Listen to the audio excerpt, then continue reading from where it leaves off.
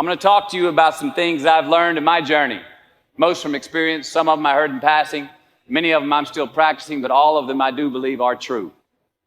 Now, they may be truths to me, but don't think that that makes them mine, because you cannot own a truth. So please think of these as signposts, approaches, paradigms that give some science to satisfaction. They're yours to steal, they're yours to share, liken to your own lives, to personally apply in your own lives, in your own way, should you choose to. So, here we go. Unbelievable is the stupidest word in the dictionary. Should never come out of our mouths. Think about it. To say, oh wow, what an unbelievable play. It was an unbelievable book, an unbelievable film, an unbelievable act of courage. Really? It may be spectacular, it may be phenomenal, most excellent or outstanding. But unbelievable? Give others and yourself more credit. It just happened. You witnessed it. You just did it. Believe it. Give your obstacles credit. You know, once you do find your frequency on something, go forward if you're a non-tyrant and don't ask permission. And that's the not giving a damn part. I've found that the world will actually acquiesce and go, yeah, I'll give you a green light on that if you actually go forward and mean it, you're going to do it by hook or by crook and not ask permission. Life is not easy. It is not. Don't try to make it that way. Life's not fair. It never was. It isn't now, and it won't ever be. Do not fall into the trap, the entitlement trap, of feeling like you're a victim. You are not. Get over it and get on with it. And yes, most things are more rewarding when you break a sweat to get them. Sit here in that discomfort long enough to go, okay, until you come out the other side to go, all right, I'm good with me again. I don't want to leave a place I traveled to until I get to the point of going, I could live here. This could be my existence. And as soon as I get to that point, then I'm like, okay, you can go. Now I can go. That's the same thing in the personal journeys. Stick with it till you get through the discomfortable to uncomfortable times, until you go, you know what? I can spend time with myself. I could do this. I could do this forever. Well, then it's okay to go re-engage, pick up your phone, go see your friends, go have a drink, what have you, go look for those things that are other relationships in life.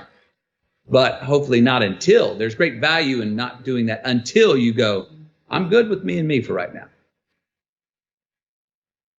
So, to any of us, whatever those things are, whatever it is we look up to, whatever it is we look forward to, and whoever it is we're chasing, to that I say amen. To that I say, all right, all right, all right. And to that I say, just keep living, huh? Thank you.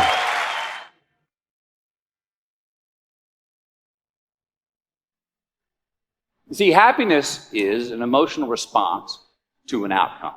If I win, I will be happy. If I don't, I won't. It's an if-then, cause and effect, quid pro quo standard that we cannot sustain because we immediately raise it every time we attain it.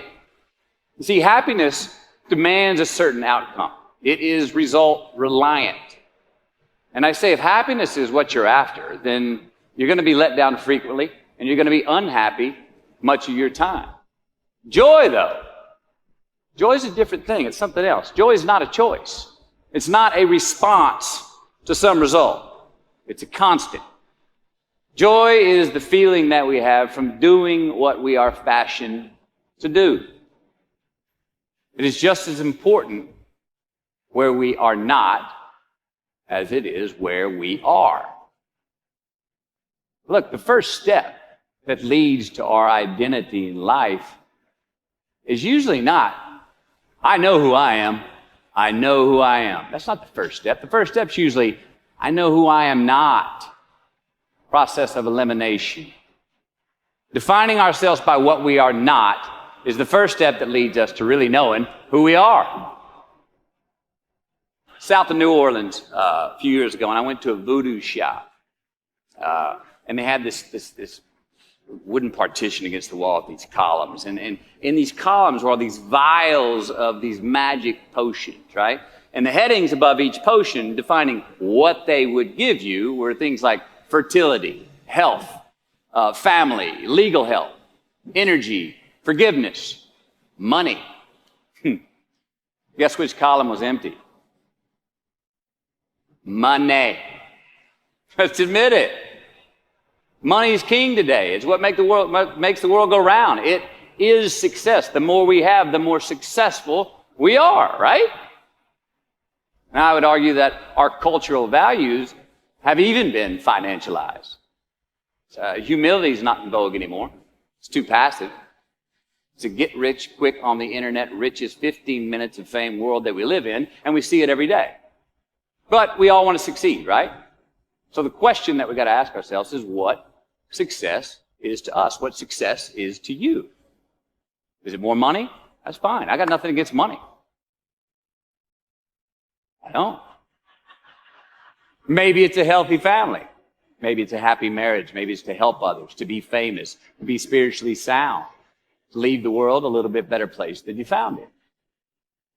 Continue to ask yourself that question.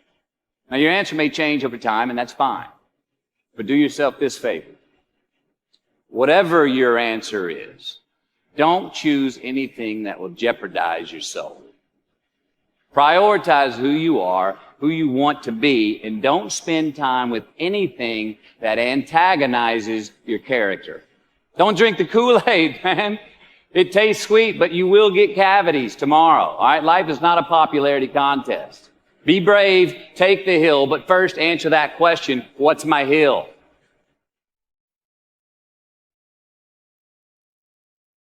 There's a responsibility to freedom, and that there is freedom in responsibility.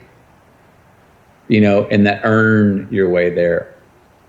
We remember the stuff we earn, the stuff we experience, more than what the teacher tells us or what someone gives us for free.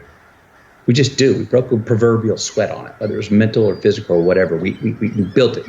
We understand. We felt how we got it, how we achieved it, how we got what we wanted.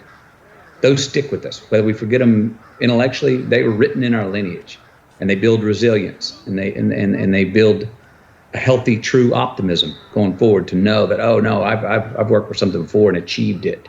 Delayed gratification. Oh, there are choices I can make today for myself that will pay me back later in life. So there are choices we make. If you're going to say right now, I'm going to lie, cheat, and steal to get what I want, and I got it. I got an immediate green light for me. That's a battery-powered green light. That's not a solar-powered green light. Why?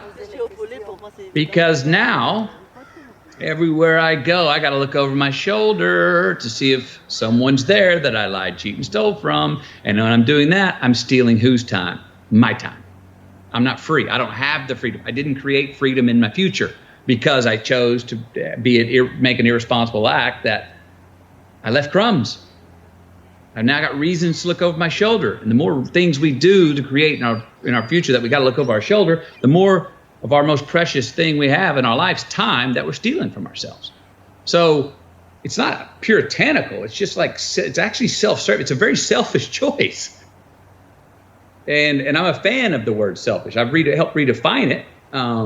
But I believe that there are selfish choices we can make that are the most selfless, that there are selfless choices that we can make that are the most selfish choices. Those two are not a contradiction, and we see them that way. Responsibility is appreciation of a past. It's building of a lineage. It's investing in ourselves. It's investing in something we started to build yesterday that we want to take into tomorrow. There's a response that gives us freedom. So be brave, have courage, and when you do, you get stronger, you get more aware, you get more respectful of yourself and that which you fear.